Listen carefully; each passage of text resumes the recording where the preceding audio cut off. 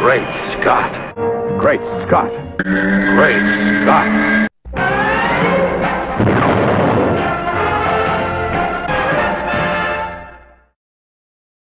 Hello everyone, and welcome to another edition of Great Scott. I'm Scotty V, and thanks for watching. Anyone who enjoyed Grant Morrison's run on Action Comics, please raise your hand. No one? Not one person. Wow. I'm sure some of you out there are raising your hand in the confines of your own home, but I have not spoken to anyone who can tell me why he's such a highly coveted writer. It seems to me that Morrison is a guy who kind of has his own ideas about everything, including well-known established characters, and wants to put his strange, weird, over-the-top mark on everything he does. He recently was responsible for a big arc in Batman where Damian Wayne met his untimely end. Spoiler for you if you are planning on reading the Batman comics, sometime in the future. I'm certain that the folks at DC wanted him to do the things he did in both Batman and in the Action Comics. There was probably a plan in place from the beginning for the things to happen to Damian that happened. But at least that was a story, and it had an arc, and Grant's purpose, he says, is that he wants a Batman. He likes a Batman driven by vengeance. He's also announced that he doesn't think there should be a new Robin. I don't know if that means ever. I don't know what his deal is there.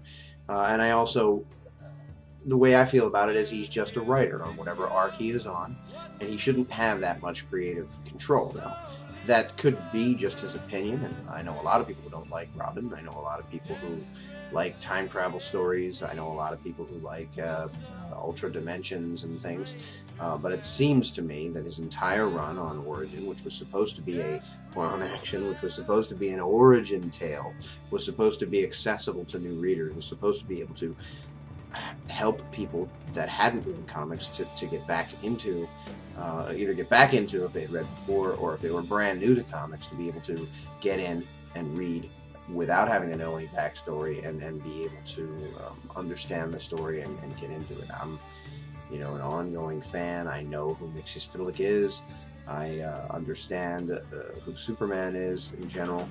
I know a lot of his supporting cast, and Action didn't do him any justice over these 18 issues. I am so glad that Andy Diggle's coming on board.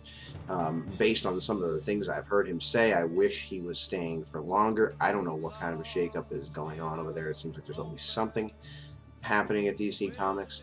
It would be nice to have some stability with a creative team that seems like they get Superman, and both Andy Diggle and Tony S. Daniel have said things that lead me to believe that they were really looking forward to writing due to some of the things that are going on. I guess Tony has said that Diggle wasn't going to be allowed to start his own story arc for 6 months or a year, and he didn't want to be on a book that long carrying out the plans of Morrison, who isn't even going to be there, but apparently has these other stories that are coming out, or these other ideas, and Morrison, I guess, is so coveted, or at least thinks that he is, that he can't possibly be bothered to finish his stories, but he's got to get on to other stuff, and he wants other people to continue telling the story. I don't know how much of that is true, so don't quote me, but that's some of the rumor that's been going on. And my problem, and it has always been,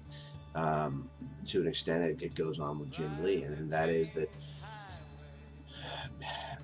the publishers or editors or whoever it is are so concerned with getting name talent that I don't necessarily think that it does the characters justice.